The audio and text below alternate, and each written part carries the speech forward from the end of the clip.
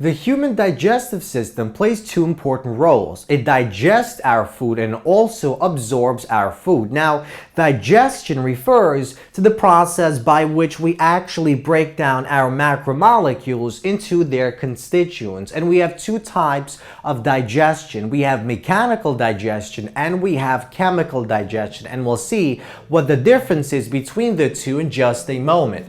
Now, our digestive system also plays a role in actually absorbing those broken down nutrients into our blood system and lymph system, and those nutrients eventually travel to the cells that require the nutrients to basically produce ATP molecules that are used as the energy molecules in our cells.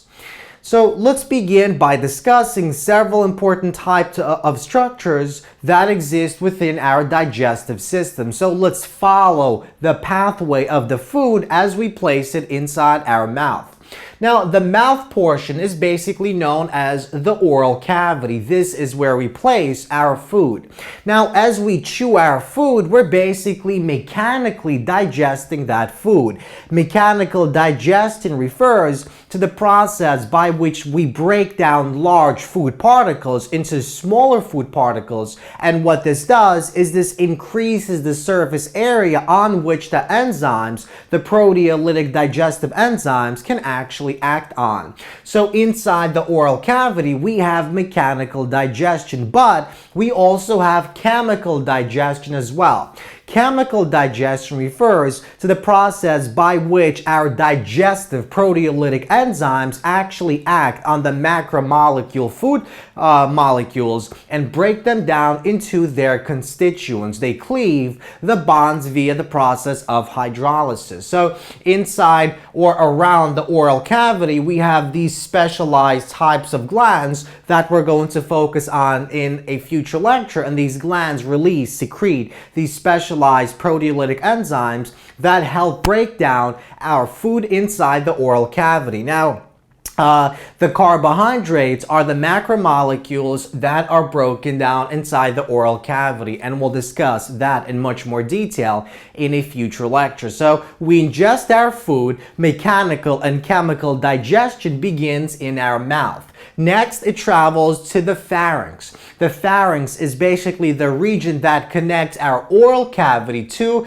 the esophagus as well as to our trachea and larynx, basically the windpipe that is not shown in this diagram that connects to our lungs. Now, within the pharynx, we have this cartilage known as epiglottis, and what the epiglottis basically does is it prevents the food products from actually going into our windpipe. If the food products were to go into the windpipe, we would basically choke. So the pharynx connects the oral cavity and the nasal cavity to the esophagus and the windpipe. A structure called the epiglottis prevents food from going into the wrong tube into our windpipe. Now, the esophagus basically carries that food bolus from our oral cavity to our stomach, and the process that ultimately carries, that allows the movement of the food, is known as peristalsis, and we'll see what this is in a future lecture. It's basically the process by which we have an involuntary movement of the muscle that lines the esophagus, and this moves our food down into our stomach.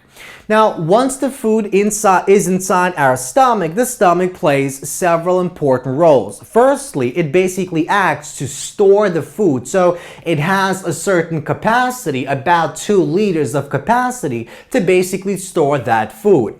Now, the stomach also consists of specialized types of cells, and these cells basically secrete different types of enzymes and different types of substances. For example, a cell known as the parietal cell, and we'll discuss these cells in more detail in a future lecture, but these parietal cells found inside the stomach secrete gastric acid that contains hydrochloric acid, and this lowers the pH and makes our stomach much more acidic, and this in turn activates the proteolytic enzymes that basically cleave our proteins. So inside our stomach, not only do we have mechanical digestion taking place, but we also also have chemical digestion. Basically, the enzymes break down our peptide, the polypeptides, into their amino acids as well as into smaller peptides.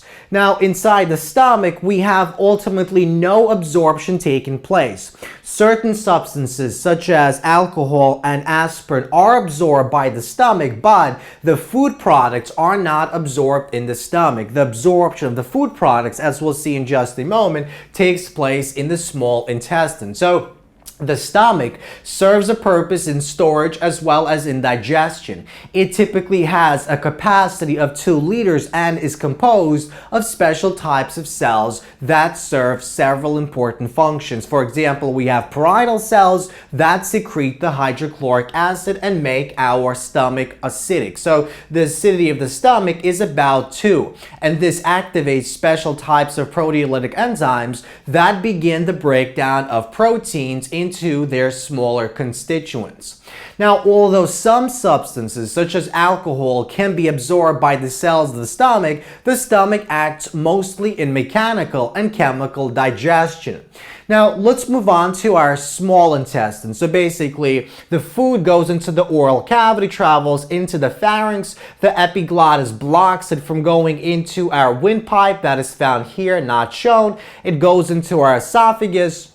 We have special types of sphincter muscles that open up and allow the movement of our food into the stomach, inside the stomach. It then goes into this section, the small intestine, and this entire convoluted region is our small intestine. So basically this and this section is part of our small intestine. Now, specialized types of accessory organs such as the liver, the gallbladder, and the pancreas basically work together to create and secrete special types of enzymes, proteolytic enzymes, that break down our carbohydrates, proteins, as well as fats. And they also secrete special types of substances that ultimately are secreted into the small intestine, and that increases the pH of our small intestine, and that ultimately activates the special types of proteolytic enzymes that are involved in the breakdown of our food products inside the small intestine. So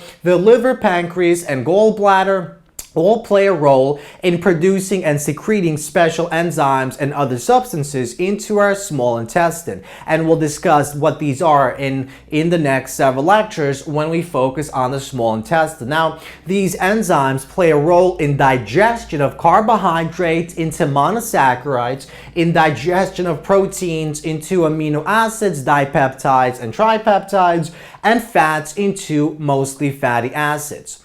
Now, the small intestine doesn't only play a role in digestion, it also plays an important role in absorption. So all these individual constituent molecules, our monosaccharides, amino acids, and fatty acids that are ultimately broken down from the carbohydrates, the proteins, and fats are absorbed by the cells found in the small intestine known as enterocytes. So enterocytes absorb these nutrients and ultimately dump these nutrients into our blood system as well as into our lymph system. And these circulate through our body and eventually end up at the tissues and the cells that require those nutrients. And finally, we have the large intestine. So everything that was not absorbed by the small intestine ends up in our large intestine. So we have this large intestine, we have the ascending section, descending section, we have our section, we have the rectum, we have the anus, and this is our appendix. So basically, the most important role of the large intestine is to push those waste products to the outside of the body, and it also plays as the last location where we have absorption taking place. So the large intestine acts mostly to basically absorb the water that was not absorbed by other organs of our body, such as our kidneys. So the large intestine absorbs mostly water, and it also plays a role in absorbing some of those useful things that were left behind in our small intestine, such as, for example, minerals such as calcium.